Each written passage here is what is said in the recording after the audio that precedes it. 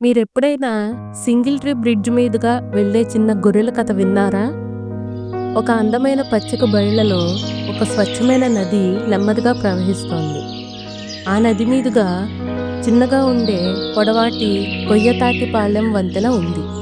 ఆ వంతెన రెండు వైపులా 2 గొర్రెపిల్లలు నివసించేవి. ఒక చిన్న నల్ల గొర్రెపిల్ల పడమర వైపున ఉండే కొండ మీద నివసించేది. ఒక చిన్న తెల్ల గొర్రెపిల్ల తూర్పు వైపు ఉన్న గడ్డి భూముల్లో జీవించేది. ఒక రోజున సూర్యుడు ఉదయించిన వేళ నల్ల గొర్రెపిల్ల సంతోషంగా దూకుతూ తన అమ్మమ్మను కలవడానికి వంతెన దాటి తూర్పు వైపుకు వెళ్ళాలనుకుంది. అదే సమయంలో తెల్ల గొర్రెపిల్ల ఆనందంగా నడుస్తూ తన తాతయ్యను కలవడానికి వంతెన దాటి పడమర వైపుకు వెళ్ళాలని అనుకుంది. 2 తొందరలోనే ఉన్నాయి. ఒకేసారి చెక్క వంతెన మీద అడుగు పెట్టాయి. అదే క్షణంలో వంతెన మధ్యలో అవి ఒకదానికొకటి ఎదురుపడ్డాయి. ఆ వంతెన చాలా ఇరుకుగా ఉంది.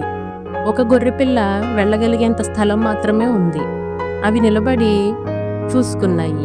ఎవరు వెనక్కి తగ్గడానికి సిద్ధంగా లేరు. నల్ల గొర్రెపిల్ల తన తల పైకి ఎత్తి, "నేను ముందు వచ్చాను, నువ్వు వెనక్కి పోవాలి" అని చెప్పింది. అలాగే తెల్ల గొర్రెపిల్ల భుజాలు విదిలించి, "నువ్వే వెనక్కి వెళ్ళాలి, ఈ వంతెన నీది కాదు" అని సమాధానం చెప్పింది. ఇద్దరూ ముఖం తిప్పి కోపంగా చూసుకుంటూ ఎవరు వెనక్కి తగ్గడానికి సిద్ధంగా లేకపోయారు. ఇద్దరూ కోపంతో రగిలిపోతూ చివరికి ఒకరి మీద ఒకరు తన్నుకోవాలని నిర్ణయించుకున్నారు. "చూడు, నేనే గెలుస్తా" అని నల్ల గొర్రెపిల్ల తన తలను కిందకి వంచి తెల్ల గొర్రెపిల్లను తోసింది. కానీ తెల్ల గొర్రె కూడా వెనకడుగు వేయకుండా బలంగా ఎదురు నిలిచింది. ఇద్దరి కాళ్ళు గట్టిగా కలిశాయి. వంతెన అక్కడికక్కడ ఊగిపోతోంది. "ఓ జాగ్రత్త!" వంతెన విసురుతూ ఊగుతుంది. కానీ ఎవరికీ పట్టించుకునేంత శ్రద్ధ లేదు. అయితే ఒక భీకరమైన శబ్దం. ఇద్దరూ సంతులనం కోల్పోయి వంతెన కింద ఉన్న చల్లని నదిలో పడిపోయారు. నది చాలా లోతుగా అయితే లేదు, కానీ తల నుండి కాళ్ల వరకు మొత్తం తడిచిపోయారు. అవి అక్కడ మునిగి చూస్తే తమ వెంట్రుకలు నీటితో పూర్తిగా తడిసిపోయి తలకిందులుగా ఉన్నాయి. "ఇదిగో, నేను ముందే వెనక్కి తగ్గి ఉంటే ఎంత బాగుండేది" అని నల్ల గొర్రెపిల్ల అంది.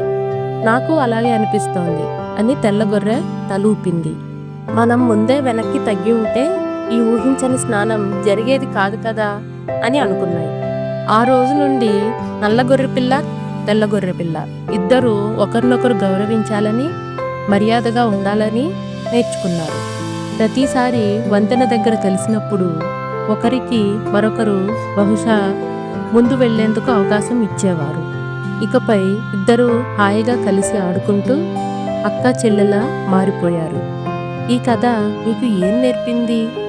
లిటిల్ ఫ్రెండ్, ఈ కథ మనకు మర్యాద, ఓర్పు, పరస్పర గౌరవం ఎంత ముఖ్యమో చెబుతోంది. కొందరితో మనం అర్థం చేసుకోవడంలో విఫలమైతే మనకు వాళ్లకు నష్టం తప్ప లాభం ఉండదు. మీరు ఎప్పుడైనా మీ మిత్రులతో గొడవ పడ్డారా? మళ్ళీ అలాంటి పరిస్థితి వస్తే ఒక అడుగు వెనక్కి వేసి చూడండి. బహుశా మీరు ఒక మంచి స్నేహాన్ని గెలుచుకునే అవకాశం ఉంటుంది. అదే ఈ కథలోని నీతి. మీకు కథ నచ్చిందా? నచ్చితే లైక్ చేయండి. మరిన్ని కథల కోసం సబ్స్క్రైబ్ చేసుకోండి.